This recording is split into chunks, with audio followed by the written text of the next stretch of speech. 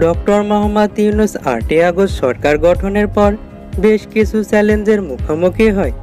সংখ্যালঘু বিশেষ করে হিন্দুদের বিক্ষিপ্তভাবে আন্দোলন, পুলিশরা ১১ দফা দাবি দিয়ে কর্মবিরতিতে যাওয়া, এইচএসসি শিক্ষার্থীদের সচিবালয় ঘেরাও, অস্থায়ী আনসারদের সচিবালয়ে বিদ্রোহ, পার্বত্য চট্টগ্রামে বাঙালি উপজাতি দ্বন্দ্ব।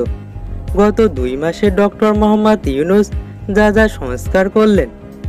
প্রথমত, তিনি জুলাই বিপ্লবের সময় সংযুক্ত আরব আমিরাতের ৫৭ জন বাংলাদেশি প্রবাসী আন্দোলন করায় আরব আমিরাত সরকার তাদের গ্রেপ্তার করে।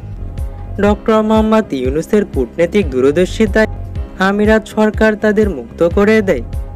দ্বিতীয়ত, তিনি জুলাই বিপ্লবের সময় নিহত ও আহতদের পরিবারের জন্য ১০০ কোটি টাকা ব্যয়ে একটি ফান্ড গঠন করেন। তৃতীয়ত, ডক্টর মোহাম্মদ ইউনূস গণভবনকে জুলাই আন্দোলনের স্মৃতি জাদুঘর হিসেবে ঘোষণা করে, যা শীঘ্রই সবার জন্য উন্মুক্ত করে দেওয়া হবে। চতুর্থত, ২৮ থেকে ৪২তম বিসিএসে যেসব ক্যাডার পুলিশ ভেরিফিকেশনে বাদ পড়েছিল তাদের সরকারি চাকরিতে যোগদানের গেজেট প্রকাশ করে। পঞ্চমত, উপজেলা জেলা সকল চেয়ারম্যান মেম্বার বাতিল করা হয়েছে, শুধুমাত্র থাকবে ইউনিয়ন পরিষদ। ষষ্ঠত, দেশের আইন শৃঙ্খলা পরিস্থিতি বিঘ্ন ঘটলে সেনাবাহিনীর হাতে ম্যাজিস্ট্রেট ক্ষমতা তুলে দেওয়া হয়।